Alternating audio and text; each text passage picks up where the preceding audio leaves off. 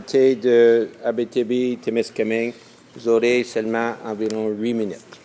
Merci beaucoup, Monsieur le Président. Ça me fait plaisir de parler sur le projet de loi C-424, soit la loi modifiant la loi électorale du Canada en vue de contester une élection et les peines. Ce projet de loi-là, qui a été proposé par mon collègue député de Beauce-Séjour, a comme but de modifier les règles concernant la contestation d'une élection et les peines pécuniaires, en concret, ça c'est les amendes, applicables en cas de fraude électorale. Je pense que depuis que je suis députée, j'ai eu la chance de voir beaucoup de débats ou d'enjeux qui ont été soulevés concernant la dernière élection dans cette Chambre-là. Et je pense qu'effectivement, il est temps de se pencher plus sérieusement sur les règles de contestation d'une élection. Concrètement, les changements que ce projet de loi-là apporte vont faire augmenter significativement des amendes pour certaines infractions à la loi électorale du Canada. Donc, on passe de 2 000 à 20 000 en cas de procédure sommaire de contestation d'infraction. Et on passe de 5 000 à 50 000 lorsqu'il s'agit d'une mise en accusation. Mais bon, je pense c'est tout à fait pertinent de se demander quel genre d'infraction ça peut couvrir. Donc, entre autres, le fait d'entraver ou de retarder des opérations électorales, offrir ou accepter des pots de vin, le fait d'inciter ou de forcer un électeur à voter pour un candidat donné ou à s'abstenir en usant de la force, de l'intimidation ou de la ruse et de d'autres prétextes.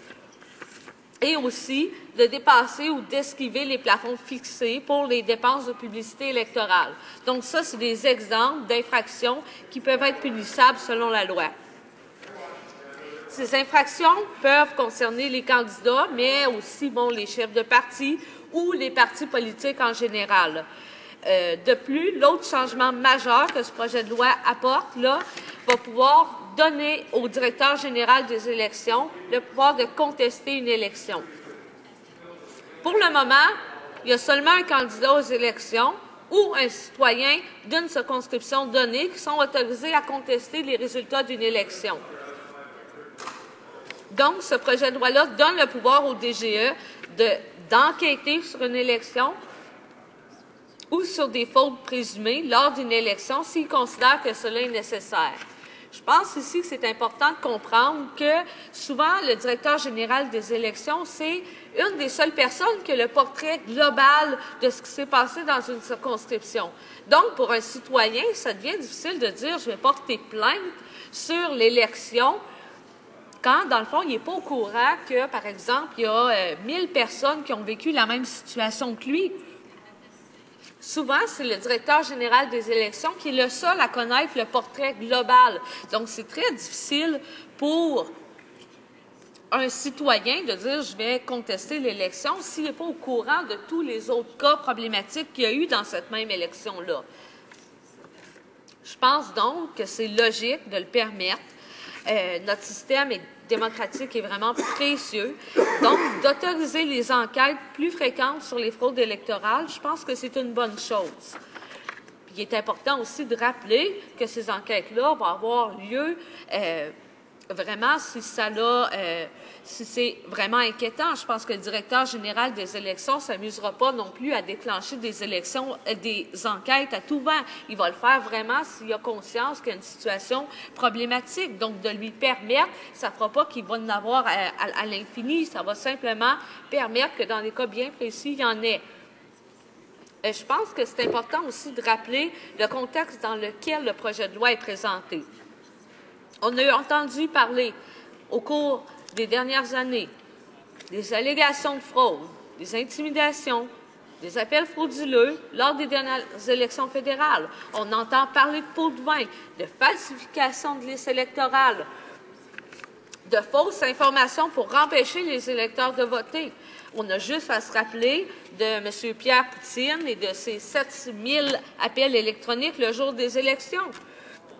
On a, lors de la dernière élection fédérale, des milliers de plaintes de provenance de partout au Canada.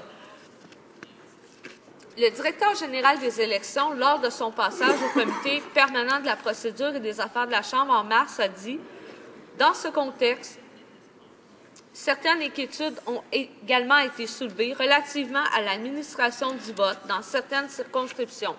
Cela inclut des allégations concernant un nombre anormalement élevé d'inscriptions qui auraient été faites le jour du scrutin, des inscriptions d'électeurs non conformes aux règles et des votes de personnes ne détenant pas la citoyenneté canadienne. Donc, je pense que c'est évident que ce sont là des questions très sérieuses qui menacent l'intégrité de notre processus démocratique. Si nous les laissons sans réponse, elles risquent de porter atteinte à un élément essentiel d'une saine démocratie, soit la confiance des électeurs à l'égard du processus électoral. Je pense qu'il y a raison. Des fraudes électorales, ça met en danger notre système démocratique et l'intégrité de notre démocratie. Près de 40 000 personnes avaient contacté à ce moment le bureau du directeur général des élections pour exprimer leurs inquiétudes face à ce scandale. Et c'était la seule personne qui connaissait l'existence de toutes les autres personnes. Quand on est simple citoyen, on ne peut pas savoir qu'il y en a 39 999 autres qui ont appelé le directeur général des élections pour porter plainte. Donc, c'est un enjeu extrêmement important qui doit être pris au sérieux. On ne peut pas se permettre de mettre en danger notre démocratie à cause de jeux partisans.